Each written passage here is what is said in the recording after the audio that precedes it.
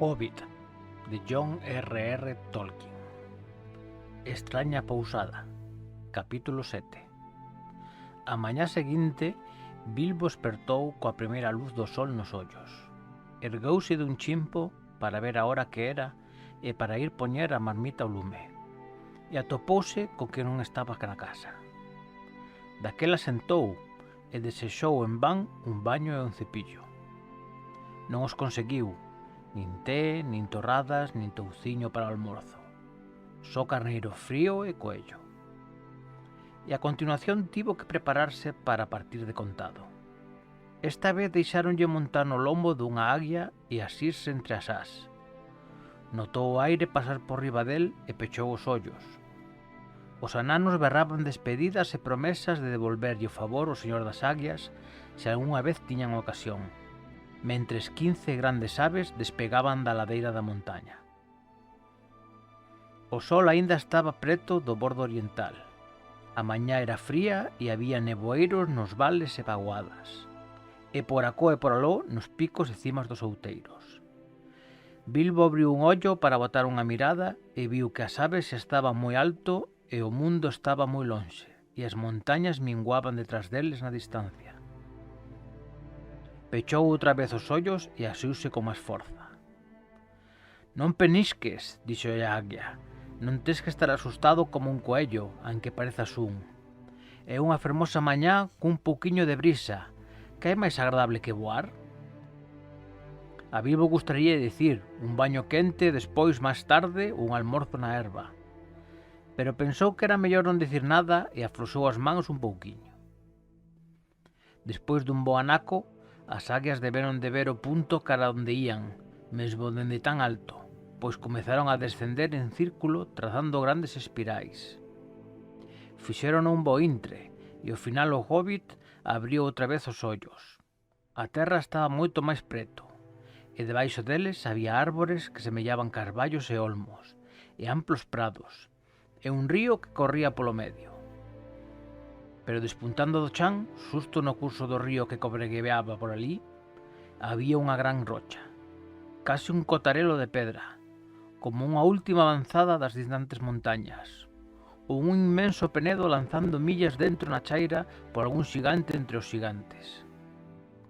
Entón, as aguias descenderon rapidamente no cumio daquela rocha, unha a unha, e deixaron os seus pasaxeiros. «Boa viaxe», berraron, «onde queira que vaiades, ata que os vosos niños vos reciban no final da xornada». Esta é a cortesía que adoitan dicir as aguias. «Que o vento baixo as vosas estermen de vos onde o sol navega e a lúa camiña», respondeu Gandalf, que coñecía a resposta adecuada. E así partiron, e aunque o señor das aguias chegou a ser, tempo máis tarde, o rei de todas as aves, e levou unha coroa de ouro e os seus 15 lugartenentes colares de ouro, feitos co ouro que os ananos lles deron, Bilbo nunca os volveu ver, agás no alto e de lonxe na batalla dos 5 exércitos. Pero como iso ven no final desta historia, por agora non imos dicir nada máis ao respecto. Había un espacio chan no cumio do outeiro de pedra e un carreiro desgastado con moitos chanzos que baixaban ata o río, a través do cal un vao de grandes pedras planas levaba o prado do outro lado da corrente. Había unha cova pequena, unha das alubres, con chan de croios, o pé dos chanzos, e preto do final do vao das pedras.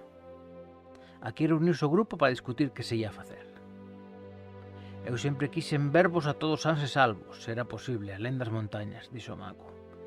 «E agora, grazas á destreza e á boa sorte, conseguino. Ademais, estamos bastante máis ao leste do que eu tiña intención de vos acompañar, xa que, despois de todo, esta non é a miña aventura. Podo irvos ver outra vez antes de que todo remate, pero entrementres teño outro asunto urxente que atender». Os ananos xemeron e parecían do máis abatidos, e Bilbo choraba. Empezaran a pensar que Gandalf ia acompañalos todo o camiño e que sempre estaría ali para axudalos a sair das dificultades. «Non vou desaparecer neste preciso instante», dixo. «Podo vos dar un día ou dous máis. Probablemente poida axudarvos neste apuro, e eu mesmo preciso unha pouca axuda. Non temos comida, nin equipaxe, nin ponis para montar, e non sabedes onde estades. Agora podo decírvolo. Estades aínda algunhas millas ao norte do carreiro que deberíades estar seguindo, se non deixásemos o paso da montaña con tanta presa. Moi pouca xente vive por estes lares, a menos que viñesen dende a última vez que estiven aquí abaixo, que xa foi hai algúns anos. Pero hai alguén a quen coñezo, que non vive moi lonxe. Ese alguén foi o que fixo os chanzos da Gran Rocha. A Carrocha, creo que lle chama. Non ven por aquí moi a miúdo. Dende logo non polo día e non convén agardar por el. De feito, sería moi perigoso. Temos que ir e atopalo. E se todo vai ben no noso encontro, creo que marcharei e vos desexar como as águias boa a viaxe onde queira que vayades. Pregáronlle que non os deixase, ofrecéronlle ouro do dragón e prata e xoias, pero non ia cambiar de idea. Xa nos veremos, dixo.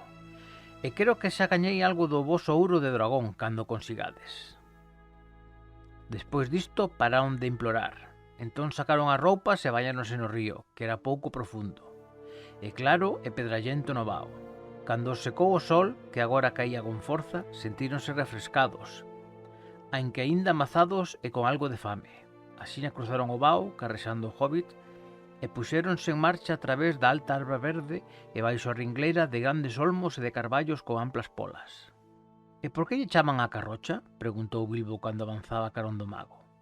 «Chámalle a Carrocha porque Carrocha é a palabra xusta para ela. Chámalle Carrochas a cousas así, e esta é a Carrocha, porque é a única que hai cerca da súa casa, e coñece a ben. Quen o chama? Quen a coñece? Ese alguén do que falei unha gran persoa. Tendes que ser todos moi educados cando vos presente. Fareino gradualmente, de 2 en 2, creo. E tendes que ter cuidado de non anoxalo, ou só o ceo sabe o que pode pasar. Pode ser desagradable cando se enfada, aunque é bastante amable se está de bo humor. Pero avísovos de que se enfada con facilidade. Os ananos xuntáronse todos ao redor cando oíron o mago falar deste xeito con Bilbo. «Esa é a persoa onde quen nos estás a levar agora?», preguntaron. «Non poderías topar alguén con mellor seño? Non sería mellor que nos explicases todo cun pouco máis de claridade?» E así continuaron. «Sí, por suposto, pois claro que non. E xa o expliquei ben dabondo», respondeu o mago anosado. «Se queredes saber máis, chámase Beorn. É moi forte e é un cambiapelellos». «Que? Un peleteiro? Un home que lles chama os coellos redores cando non pode facer pasar os seus pelellos polos de esquíos?», preguntou Bilbo. «Por todos os seus, non, dixo Gandalf. «Non sexas parvo, señor Bolseiro, se o podes evitar. E no nome de todas as maravillas non menciones a palabra peleteiro outra vez mentres esteas a menos de 100 millas desta casa, nin alfombra, capa, estola, manguito, nin outra desafortunada palabra polo estilo. El cambia os pelellos, cambia o seu pelello. Unhas veces é un enorme oso negro, outras veces é un robusto home de pelo negro con enormes brazos e longa barba. Non vos podo dicir moito máis, aínque iso ten que ser dabondo. Algúns din que é un oso descendente dos grandes e antigos osos das montañas que vivían aló antes de que chegasen os gigantes. Outros din que é un home descendente dos primeiros homes que vivían antes de que Smaug ou os outros dragóns viñesen a esta parte do mundo. Non podo afirmalo, pero creo que esta última é a verdadeira historia. Non é a clase de persoa a que se pode interrogar. De calquera xeito, non ten máis meigallos que o seu propio. Vive nunha carballeira e ten unha gran casa de madeira, e como home cría gando e cabalos que son casi tan maravillosos como a el mesmo. Traballan para el e falan con el. Non os come, tampouco caza nin come animais salvaxes. Cría moitas colmeas de enormes e feras abellas, e vive basicamente de nata e mel. Como oso vaga todo o longo e ancho destes lugares. Unha vez vino sentado de noite no cumio da Carrocha, completamente só, ollando a lúa agocharse detrás das montañas verdemosas. E oíno grunir na lingua dos osos, a chegar o día en que perecerán, e entón hei volver. Por iso creo que el mesmo debeu de vir das montañas algún día. Bilbo e os ananos tiñan dabondo en que pensar, e non fixeron máis preguntas. Aínda lles quedaba un longo camiño que andar por diante deles. Avanzaron ladeira arriba e valgada abaixo. Cada vez ía máis calor, Algunhas veces descansaba máis os árbores, e entón Bilbo notaba que tiña tanta fame que rillaría landras, se estivesen tan maduras como para caer ao chan. A tarde mediara antes de que se decatasen de que comezaban a verse grandes áreas de flores, todas do mesmo tipo, medrando xuntas como se as plantasen. Había sobre todo trevo, ondulantes áreas de trevo de crista de galo, e trevo púrpura, e amplas extensións de pequeno trevo blanco con doce cheiro a mel. Sentíase un zunido e un murmurio e un zunzún no aire. Víanse abellas atarefadas por todas as partes. E que abellas! Bilbo nunca vira nada parecido. Se me pica unha desas, pensou, hinchareime outro tanto do que son. Eran maiores que besouros. Os abáboros eran máis grandes co voso pulgar, bastante máis, e as bandas amarelas sobre os corpos dun negro intenso brillaban como ouro ardente. Estámonos a chegar, dixo Gandalf. Estamos no lindeiro dos prados das abellas. De alí a un pouco chegaron a unha zona de carballos altos e bellísimos, e tras deles a un alto cerrume de espiñeiro, a través do cal non se podía ver nin gabear. É mellor que agardedes aquí, dixo o mago aos nananos, e cando chame ou a subíe comecede a vir tras miña, sabredes o camiño que collo. Pero son parellas, lembrade, deixando uns 5 minutos entre cada parella. Bombur é o máis gordo e fará por 2, mellor que veña só e de último. Veña, señor Bolseiro, hai unha cancela por algures preto de aquí. E dese xeito marchou ao longo do cerrume levando o asustado hobbit consigo. Pronto toparon unha cancela de madeira, alta e ancha, tras da cal podían ver sardíns e un grupo de baixas construcións de madeira, algunhas con tellado de palla e feitas de troncos en desbastar, celeiros, cortes, alpendres e unha casa de madeira longa e baixa. Dentro, na parte sur do gran cerrume, había moitas ringleiras de colmeas, con teitos de palla acompanados. O ruido das abellas gigantes voando da có para colá, entrando e saindo ateigaba o aire. O mago e o hobbit empurraron a cancela pesada e renxedora e baixaron por un ancho camiño que levaba a casa. Algúns cabalos, moi lustrosos e ben mantidos, viñeron trotando polo medio da erva e olláronos detidamente, con expresión moi intelixente. Despois galoparon cara aos edificios. Van avisar da chegada de forasteiros, dixo Gandalf. Pronto chegaron a un patio, do cal 3 paredes fumábanas a casa de madeira e as súas longas ás. No medio había un inmenso tronco de carballo con moitas polas de moucadas ao lado. De pé, cerca, estaba un home enorme con pelo e barba mestos e negros, grandes brazos espidos e pernas de abultados músculos. Vestía unha túnica que lle chegaba aos xeonllos e apoiábase nunha gran machada. Os cabalos estaban ao seu carón cos fociños no seu ombreiro. Uf, aquí os están, díxolle os cabalos. Non parecen perigosos, podedes marchar. Riu cunha risa abouxadora. Pousou a machada e veu cara adiante. Quen sodes e que queredes? Preguntou incomodado, de pé diante deles e sobrepasando a altura de Gandalf.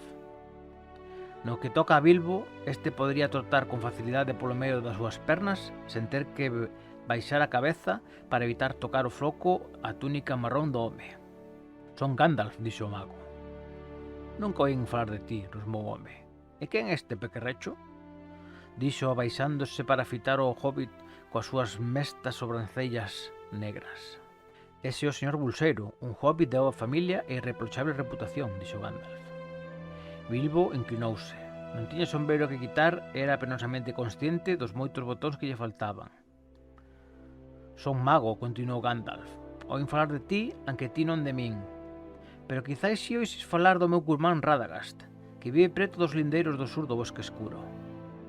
Sí, non é mal rapaz para ser mago, coido. Adoitaba velo bastante a miúdo, dixo Beorn.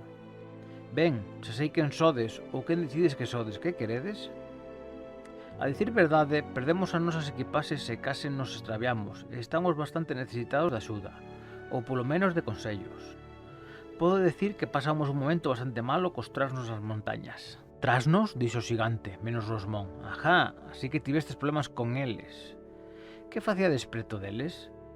Non pretendíamos estalo, sorprenderonnos de noite nun paso que tiñamos que cruzar. Estábamos saindo das terras do oeste cara a este país. É unha longa historia. Daquela será mellor que entredes e me contedes algo diso, senón nos leva todo o día, dixo o home guiándoos por unha porta escura que daba do patio ao interior da casa. Seguindo, atopáronse nunha ampla sala cunha lareira no medio. Anque era verán, había a liña ardendo e o fume subía ata as traves denegridas buscando a saída por unha abertura no tellado. Atravesaron esta sala escura, iluminada só polo lume e o burato de arriba, e pasaron por outra porta máis pequena a unha especie de galería que se suxeitaba en postes de madeira feitos con simples troncos de árbore.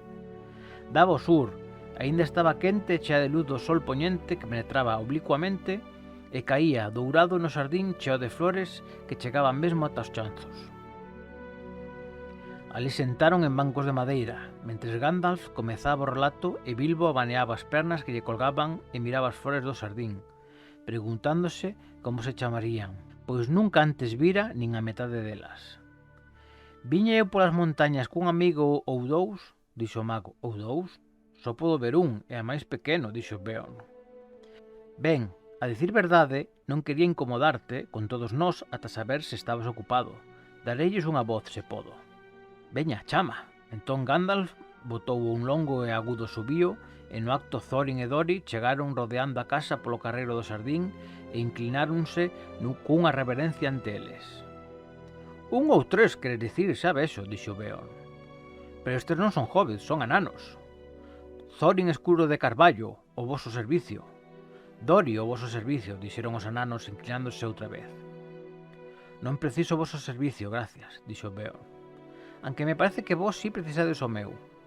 Non me caen moi ben os ananos, pero se é certo que es Thorin, fillo de Thrain, fillo de Thor, creo, e que o teu compañeiro é respectable e que sodes inimigos dos trasnos e que non viñestes facer nada mal aos miñas terras. Por certo, a que viñestes?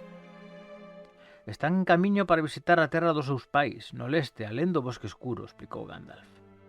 E achámonos nas túas terras por mero accidente. Estábamos cruzando Paso Alto, que debería levarnos ao camiño do sur do teu país, cando nos atacaron os malvados trasnos, como estaba a piques de contarche. Daquela continúa contando, dixo Beorn, que nunca era moi amable. Había unha terrible treboada, os gigantes de pedra estaban fora guindando penedos, e avirámonos nunha cova, o comezo do desfiladeiro, o hobbit e Maseu e varios dos nosos compañeros. A dous chamaslle varios? Ben, non, de feito había máis que dous. Ulos, mortos, comestos, de volta na casa? Ben, non, parece que non viñeron todos cando subiei. Vergoñento, supoño, ves? Paréceme que imos ser moitos e imos che dar a lata. Veña, a subir outra vez, vou ter unha reunión polo que parece, e un ou dous máis non se van notar, refungou Beorn. Gandalf subiu outra vez, pero Nori e Ori estaban ali case antes de que acabase, porque se vos lembrades, Gandalf dixéralles que fosen en parellas cada 5 minutos. Ola, dixo Beorn. Viñestes ben axiña, onde estabades agochados? Veña, monecos de resorte. Nori o voso servicio, Ori o... Empezaron, pero Beorn interrompeunos. Gracias, cando quera vos axuda pedireívola. Sentade e continuemos co relato. Ou vai ser a hora de cear antes de que remate. Así que quedamos dormidos, continuou Gandalf. Unha fenda abriuse no fondo da cova, uns trasnos saíron e atraparon o hobbit e os ananos, e a nosa recua de ponis. Recua de ponis? Que erades? Un circo ambulante ou levadades pontes de mercadorías? Ou sempre chamades recua 6? Ou non, de feito, era máis de 6 ponis, porque nós éramos máis de 6, e ben... Aquí hai dous máis. Xusto nese momento, Balin e Dwalin apareceron e inclináronse tanto que arrastraron as barbas polo chan da pedra. O xigante torceu o fociño ao principio, pero eles fixeron todo o posible por resultaren terriblemente educados, e estiveron abaixando a cabeza, facendo reverencias, inclinándose e axitando as carapuchas diante dos xeonllos, o auténtico xeito enano, ata que deixou de poñer mala cara e empezou a rir entre dentes. Resultaban moi cómicos. Recua está ben, dixo, unha boa recua cómica. Veña, meus alegres mozos, e cales son os vosos nomes? Non quero os vosos servizos polo de agora, só os vosos nomes, e sentade e parade de abanear. Balin e Dwalin, dixeron sen atreverse a sentirse ofendidos, e sentaron no chan bastante atónitos. Agora continuemos, dixo Beorn o mago. Onde ia? Ah, sí, a min non me colleron, matei un trasno ou dous cunha centella. Ben feito, gruñiu Beorn. Daquela vale para algo ser mago. e metime pola fenda antes de que se pechase.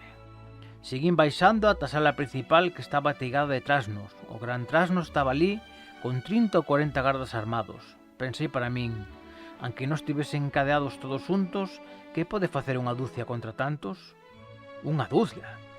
É a primeira vez que oio chamar unha dúcia a 8. Ou aínda tes máis monecos que non saíron das súas caixas? Ben, sí, parece que hai unha parella máis por aquí. Phil e Kili, creo, dixo Gandalf, cando estes dous apareceron e se puxeron a sorrir e a facer reverencias.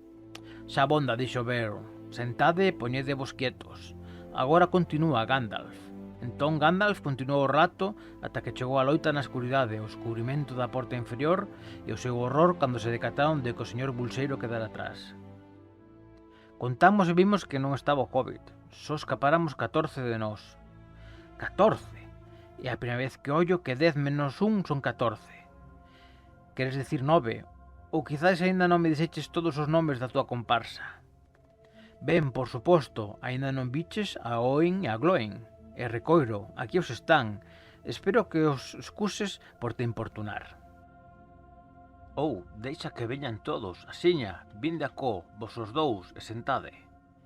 Pero mira, Gandalf, aínda así só estades ti e 10 ananos e o Hobbit que se perdera. Iso só fai 11, máis un extraviado, e non 14, a menos que os magos conte de xeito distinto o resto da xente. Pero agora, por favor, continúa co relato. Beorn trataba de que non se notase, pero realmente empezaba a estar moi interesado. E é que nos vellos días coñecera esa mesma parte das montañas que Gandalf estaba a describir. Moveu a cabeza e gruñiu cando iu contar o da reparación do Hobbit e o do descenso na avalancha de pedras e do círculo de lobos no bosque.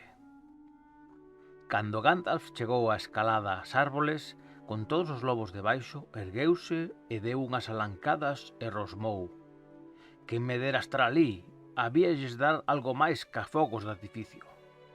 Ben, dixo Gandalf, moi complacido de ver que o seu relato estaba a causar unha boa impresión. Fixen todo o que puiden. Alí estábamos cos lobos que enlouquecían debaixo nosa e o bosque empezando a arder nalgúns sitios, cando os trasnos chegaron dende os outeiros e nos descubriron. Ouveaban co placer e cantaban cancións facendo burla nosa. 15 paxaros en 5 vetos. Ceo santo, gruñiu Beorn. Non me digades que os trasnos non saben contar. Saben, 12 non son 15, e sábeno. E eu tamén, estaban Bifur e Bofur, ademais. Non me aventurei a metelos antes, pero aquí os están. Entraron Bifur e Bofur. E eu, boquexou Bombur refolgando detrás, pois era gordo e ademais estaba anosado porque o deixaron de último. Negárase a agardar 5 minutos e saíra inmediatamente detrás dos outros dous. Ben, agora estades os 15. E xa que os trasnos saben contar, supoño que isto é todo o que había enriba das árbores. Agora tal vez podamos rematar esta historia sen máis interrupcións.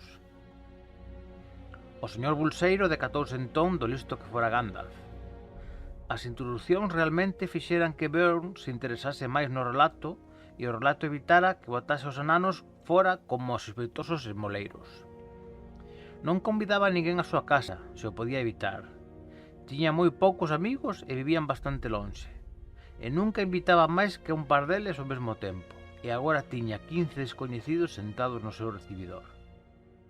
Mentres tanto, o mago rematara o seu relato e contara o do rescate das aguias e de como os levaran todos a carrocha. O sol xa caía por detrás dos picos das montañas vertemosas e as sombras alongábanse no xardín de Beorn. Un relato moi bo, dixo. O mellor que ollo en moito tempo. Se todos os esmoleiros puidesen contar un tan bo, o mellor atopábanme máis amable. Claro está que puidestes inventalo todo, pero de calquera xeito gañastes unha cea. Vamos comer algo. Sí, por favor, dixeron todos xuntos. Moitas grazas. A sala estaba agora bastante escura. Beorn bateu as palmas e entraron trotando 4 fermosos ponis brancos e varios cans cincentos, grandes e de corpo longo. Beorn díxolles algo nunha extraña lingua que semellaba sons animais usados como palabras. Saíron outra vez e pronto volveron portando fachos na boca. Cos cales acenderon o lume e despois colocáronos en soportes baixos que había nos piares da sala, preto da lareira central, Os cans podían permanecer de pé sobre as patas traseiras a súa vontade e levaban cousas coas patas delanteiras. Asina sacaron tabuas e cabaletes das paredes dos lados e colocáronos preto do lume. Entón ouse, bé, bé, bé, e entraron unhas ovellas brancas como a neve guiadas por un carneiro enorme e negro como o carbón. Unha levaba un pano branco con figuras bordadas de animais nos bordos. Outras levaban no lombo bandexas con cuncas, pratas, coitelos e culleres de madeira, que os cans collían e deixaban rapidamente nas mesas dos cabaletes. Estas eran moi baixas dabondo mesmo para que Bilbo sentase nelas con comodidade. O seu carón, un poni empuxou dúas banquetas do asento baixo con anchos fondos de bimbio e patiñas curtas, para Gandalf e Thorin, mentres que na punta oposta puxo a gran cadeira de Beorn, do mesmo estilo, na que sentaba coas enormes pernas todas estirados por debaixo da mesa. Eses eran todos os asentos que tiña na súa sala, e probablemente os tiña tan baixos como as mesas para a comodidade dos maravillosos animais que as atendían. Onde sentaba o resto non os esqueceran. Os outros ponis entraron facendo rodar toradas en forma de tambor, cepilladas e pulidas, e baixas dabondo mesmo para Bilbo. Pronto estiveron todos sentados á mesa de Beorn, e a sala non vira unha reunión semellante dende había moitos anos. Ali cearon, ou tiveron un banquete, como non fixeran dende que deixaran o derradeiro lar no oeste e se despediran de Elrond. A luz dos fachos e o lume escintilaban ao redor deles, e na mesa había dúas altas candeas de cera vermella de abella. Todo o tempo que estiveran comendo, Beorn, coa súa voz profunda e abouxadora, contou historias das terras salvaxes daquel lado das montañas, e especialmente do oscuro e perigoso bosque que se estendían ao norte e ao sur, a un día a cabalo por diante deles, e que se interpuña no seu camiño ao leste, o horrible bosque escuro. Os ananos escoitaban e repenaban as barbas, pois sabían que pronto tiñan que aventurarse naquel bosque e que despois das montañas ese era o principal perigo que tiñan que pasar antes de chegar á fortaleza do dragón. Cando remataron de cear, comezaron a contar historias deles mesmos. Pero Beorn parecía que empezaba a adormecer e facíalles pouco caso. Falaron principalmente de ouro e prata e xollas, e da fabricación de obxetos de forza, e a Beorn non lle interesaban esas cousas. Non había nada de ouro nin de prata na súa sala, e poucas cousas, agás os coitelos, estaban feitas de metal. Estiveron un bo anaco sentados á mesa coas súas cuncas de madeira cheas de hidromel. Fora, a noite escura chegara. Atearon o lume do medio da sala con máis pavos e os fachos apagáronse. Estiveron sentados á luz das chamas danzantes cos piares da sala detrás deles, altos e escuros na cima como árbores do bosque. Fose máis ou non, a Bilbo pareceulle que oíra un son como os vento nas polas que petaban as traves. E o uleo dos mouchos. Pronto empezou a caer co sono, e as voces parecía que se afastaban, ata que despertou sobresaltado. A gran porta renxera e pechárase de golpe. Beorn marchara.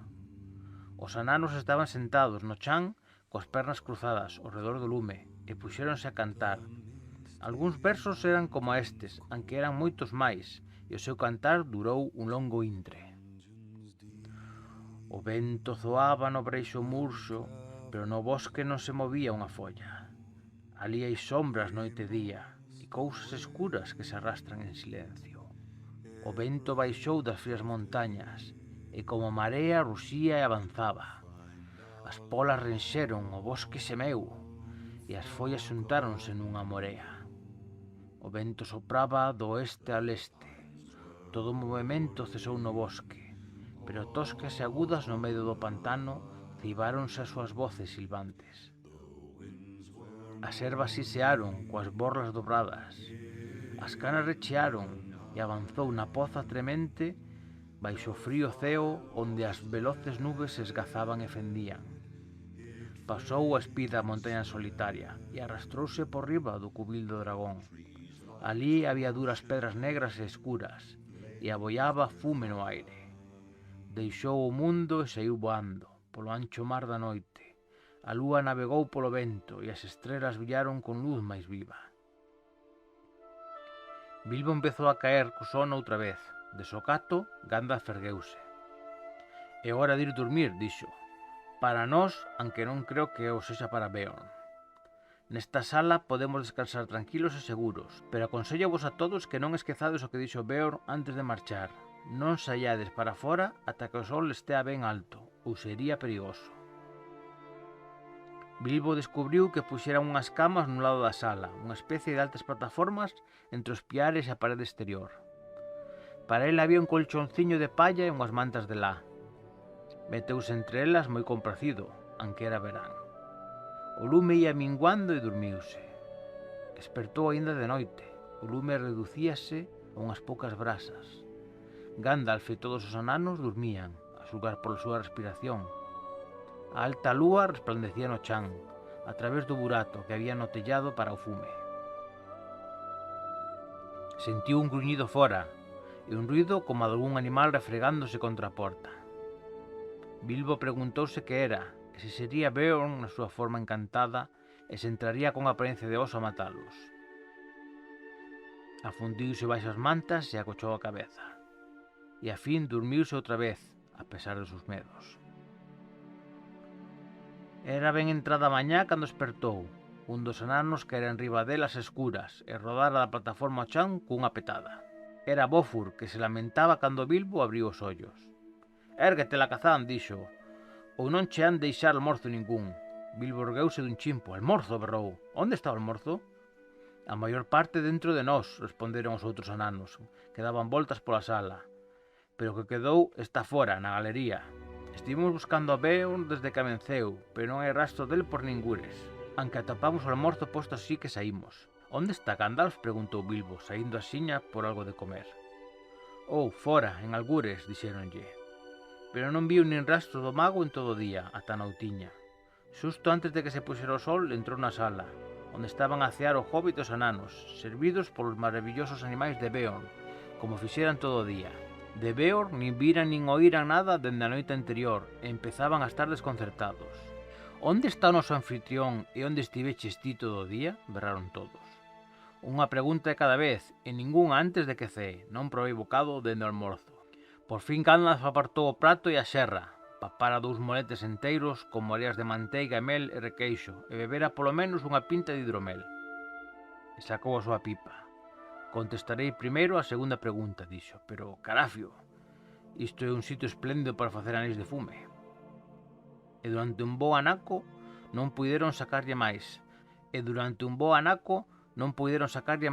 co afanado que estaba lanzando anéis de fume que escapaban polo medio dos piares da sala, adquirindo toda clase de formas e cores e facendo sair polo burato do tellado.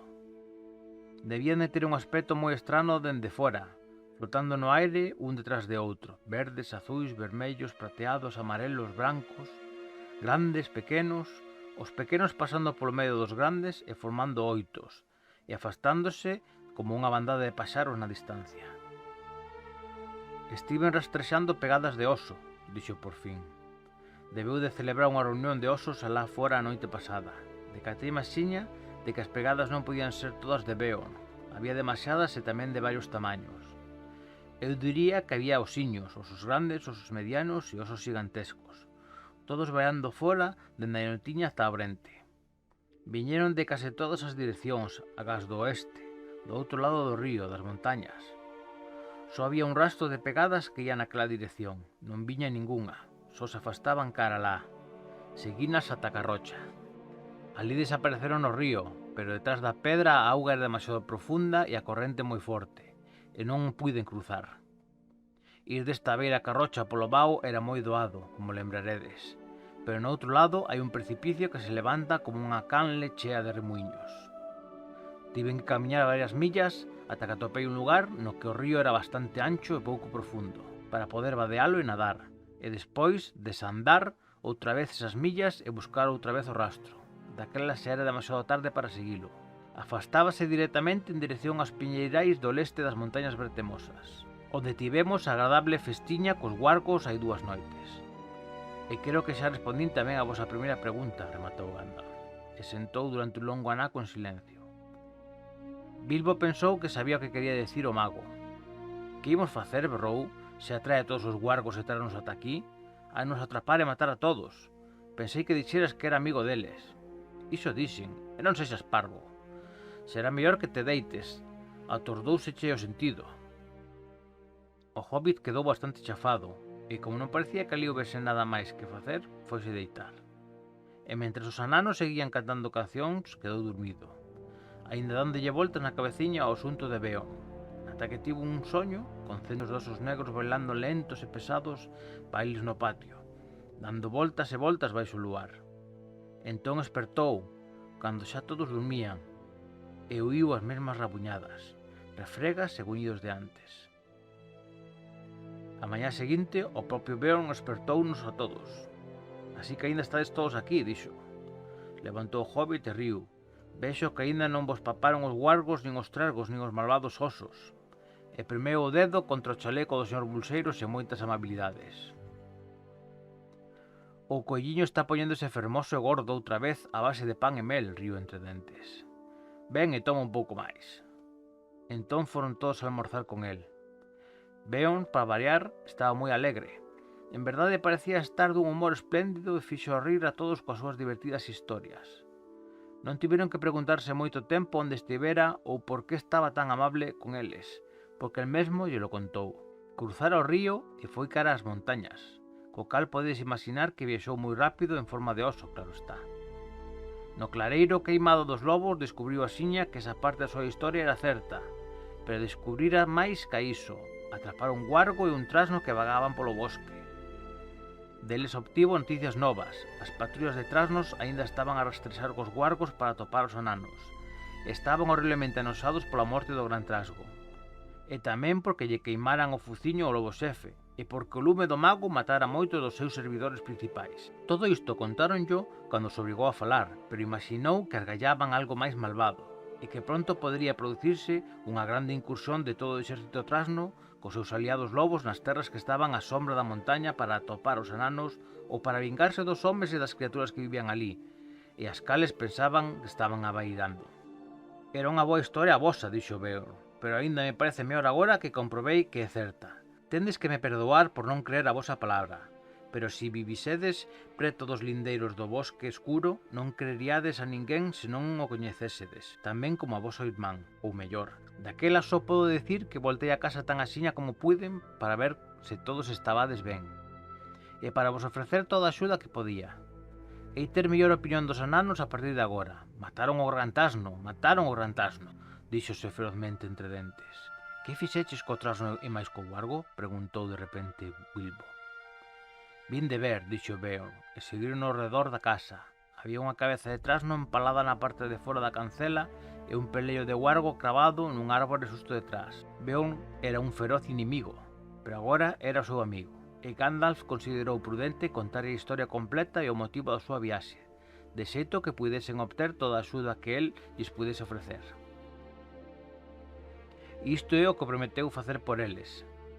Proporcionaríalles un poni a cada un deles, e un cabalo para Gandalf, para a súa viaxe ao bosque, e aprovisionaríaos con comida suficiente para varias semanas, se a dosificaban con cuidado.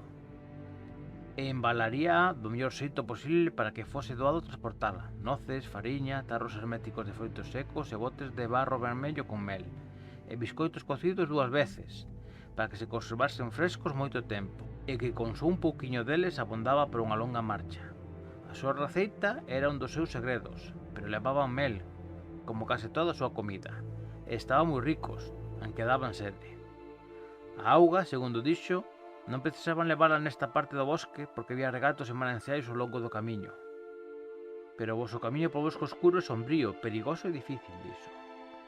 Alá non é doado atopar auga nin comida, aínda que é o tempo das noces, aunque pode ser que pase antes de que consigades chegar ao outro lado.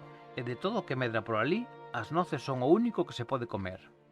Alá dentro hai cousas silvestres, son escuras, extrañas e salvaxes. Darei vos odres para levar auga e tamén algúns arcos e frechas, pero dubido moito que, se encontrades algo no bosque oscuro, se poida comer ou beber. Sei que ali só hai un regato, negro e caudaloso, que cruza o carreiro. Non bebades nin vos bañedes nel, pois oín decir que produce meigallos e unha gran somnolencia, e perda da memoria, E nas escuras sombras dese lugar non creo que poidades cazar nada, comestible ou non, sen vos extraviar do camiño. Iso non debedes facelo, de ningún xeito. Eses son todos os consellos que vos podo dar. Unha vez traspasado o lindeiro do bosque non vos podo axudar moito. Dependeredes da vosa sorte e do voso valor, e da comida que vos mando. Na entrada do bosque teño que pedirvos que me mandedes de volta o meu cabalo e os meus ponis. Pero espero que podades avanzar a presa, e a miña casa está aberta para vos, se algunha vez regresades por ese camiño. Deronlle as grazas, por suposto, con moitas reverencias e meneos de carapucha, e con moitos o voso servicio ou señor das amplas salas de madeira. Pero desanimáranse coas graves palabras del, e todos sentiron que a aventura era moito máis perigosa do que pensaran. Pois mesmo se superaban todos os perigos do camiño, ao final o dragón estaría agardándoos. Toda esa mañá estiveron moi atarefados cos preparativos. Pouco despois do mediodía xantaron con Beorn por derradeira vez. Despois de comer montaron as cabalgaduras que lles prestara, e despedíndose con moitos saúdos saíron pola cancela a bo trote. Tan pronto como deixaron os altos cerrumes ao leste das terras cerradas, colleron o norte e logo o noroeste. Seguindo o seu consello non foron cara ao camiño principal do bosque, o sur das súas terras. Se collesen o desfiladeiro, o carreiro levaríaos cara a un río que baixaba das montañas e que se unía ao gran río, millas ao sur do Carrocha. Naquel sitio había un profundo vao que poderían cruzar, se aínda tivesen os ponis, e no outro lado un camiño levaba os bordos da fraga e a entrada da bella pista do bosque. Pero Beorn avisáraos de que aquel camiño era agora moi frecuentado polos trasnos, mentres que o verdadeiro camiño do bosque, segundo oíra, estaba botado a monte e abandonado na parte do leste, e levaba pantanos que non se podían cruzar, onde os carreiros se perderan había moito. O paso do leste sempre quedara moi ao sur da montaña solitaria, e deixáraos aínda cunha longa e difícil marcha ao norte cando chegaran a outro lado. O norte da Carrocha, o lindeiro do bosque escuro, estaba máis preto das ribeiras do Río Grande.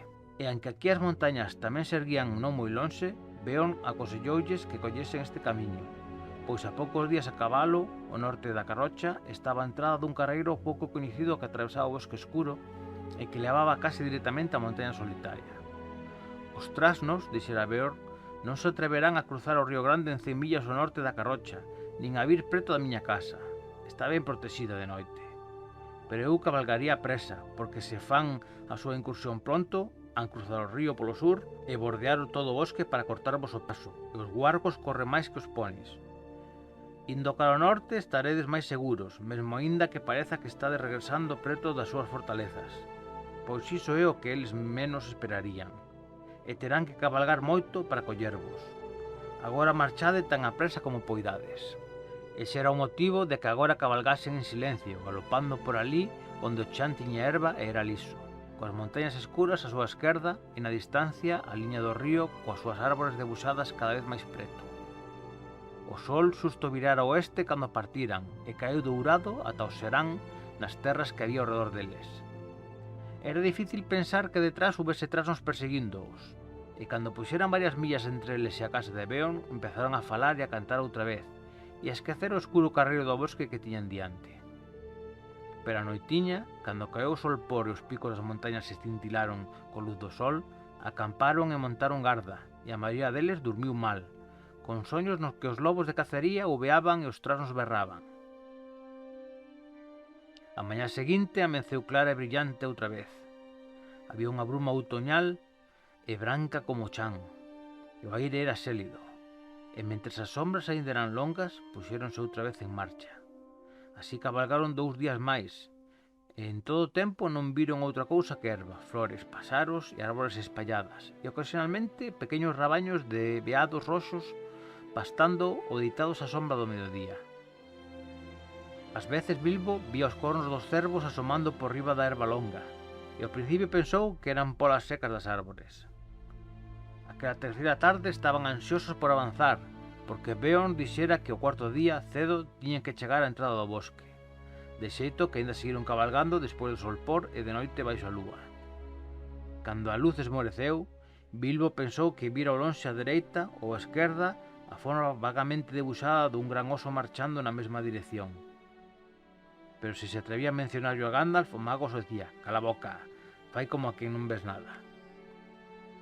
O día seguinte puxéronse en marcha antes do abrente, aunque a súa noite fora curta. Así que se fixo de día puideron ver o bosque, achegándose como se viñese a recibilos ou agardase por eles como un muro negro e amezador diante súa. O terreo comezou a ascender e a ascender, e o hobbit parecíalle que o silencio comezaba a estenderse por riba deles. Os paxaros case non cantaban, xa non había veados, e nin os coellos se deixaban ver. A tarde chegaran os lindeiros do bosque escuro, e estiveron descansando case debaixo das grandes polas que colgaban das árbores máis exteriores. Os seus troncos eran enormes e moi nodosos, as súas follas escuras e longas. A edra medraba por eles e arrastraba polo chan. Ben, aquí está o bosque escuro, dixo Gandalf, o bosque máis grande do mundo do norte. Espero que vos guste o seu aspecto. Agora tendes que mandar de volta estes excelentes ponis que vos prestaron. Os ananos ian protestar, pero o mago díxolles que non fosen parvos. Beor non está tan lonxe como parece que pensades, e de calquera xeito faríades mellor mantendo as vosas promesas, porque é un mal inimigo. Os ollos do señor Bolseiro son máis agudos que os vosos, se non vistedes todas as noites na escuridade un grande oso avanzando canda nós, ou sentado lonxe no luar, fitando o noso campamento. Non só para protexervos e guiarvos, sino tamén para ter conta dos ponis. Beorn pode ser o voso amigo, pero ama os seus animais como se fosen fillos seus. Non imaginades a amabilidade que vos mostrou deixando que uns ananos os monten ata tan lonxe e tan depresa, nin que vos pasaría se tentásedes leválos ao bosque.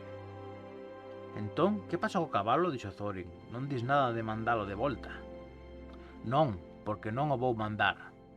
Daquela, que pasa coa túa promesa?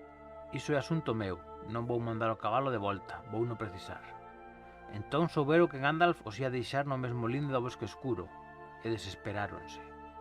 Pero nada do que pudesen decir ia facer que cambiase de opinión. Xa falamos todo isto antes, cando chegamos a Carrocha, dixo. Non paga pena discutir. Teño, como vos dixen, un asunto urxente lonxe, no sur, e vou chegar tarde se me seguides dando lata. Poida que nos reunamos outra vez antes de rematar o negocio, mas tamén poida que non. Iso depende da vosa sorte, do voso valor e do voso sentido. Mando vos ao señor Bolseiro. Xa vos dixen antes que hai máis nel do que imaginades, e habédelo descubrir dentro de pouco. Así que ánimo, Bilbo, e non esteas tan tristeiro. Ánimo, Thorin e compañía. Despois de todo, é a vosa expedición. Pensade no tesouro que habedes ter cando rematedes, e esquecede o bosque e o dragón, polo menos ata mañá pola mañá. Cando mañá pola mañá chegou, seguía a dicir o mesmo. Daquela non quedaba por facer nada, agás encher de auga os pelellos no regato claro que atoparon cerca da entrada do bosque, e descargar os ponis. Distribuíron as equipaxes do xeito máis equitativo que puideron, aunque Bilbo pensou que o que lle tocara era terriblemente pesado, e non lle gustaba nada a idea de camiñar penosamente millas e millas con todo aquilo ao lombo. Non te preocupes, dixo Thorin, has de lixeirar todo moi pronto.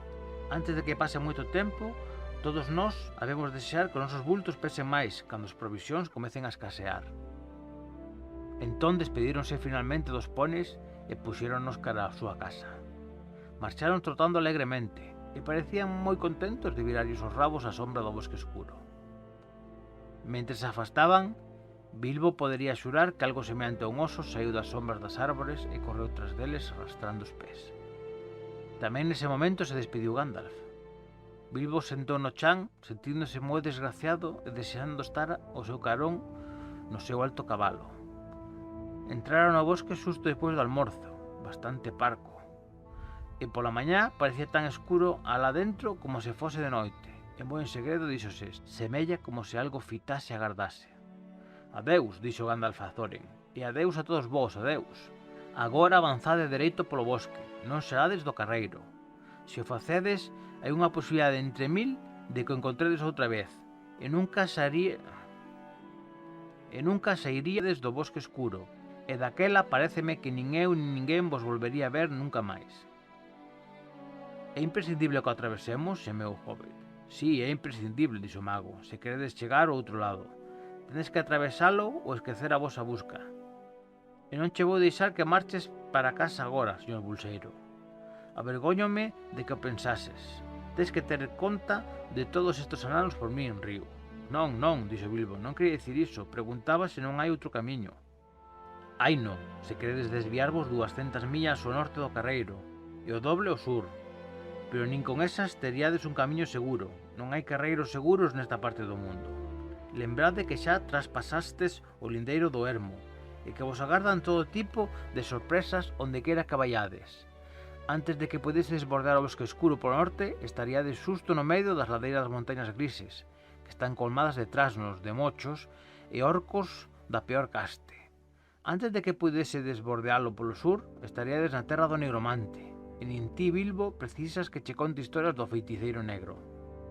Non vos aconsello que vaiades a ningures preto dos lugares dominados por esa torre escura. Seguido o camiño do bosque, non perdades o ánimo, ide dispostos ao mellor, e cunha tremenda dose de boa sorte poida que saiades algún día e vexades as brañas longas debaixo vosa. E tras deles, alta no oriente, a montaña solitaria onde vive o querido e bello Smaug, aunque espero que non vos este agardando. Podes estar seguro de que nos tranquilizachedes moito, grunhiu Thorin. Adeus. Se non ves connosco, é mellor que lisques sen máis lerias. Entón, adeus. E esta vez de verdade adeus, dixo Gandalf. E dando media volta co cabalo, cabalgou cara ao oeste, pero non puido resistir a tentación de dicir a derradeira palabra. Antes de afastarse tanto que non oísen, deu volta e, levando as mans á boca, chamounos. Oíron a súa voz chegar deblemente. Adeus! Tedes sentidiño, coidade vos, e non saiades do carreiro. Logo afastouse galopando e pronto xa non o viron. Adeus, Elisca, uniron os ananos, todos moi anosados, porque estaban verdadeiramente disgustados por perdelo. Agora comenzaba a parte máis perigosa de toda a viaxe. Cada un levaba ao lombo un pesado bulto e o odre de auga que lle correspondía, e deixando atrás a luz que cubría os bosques, mergulláronse no bosque.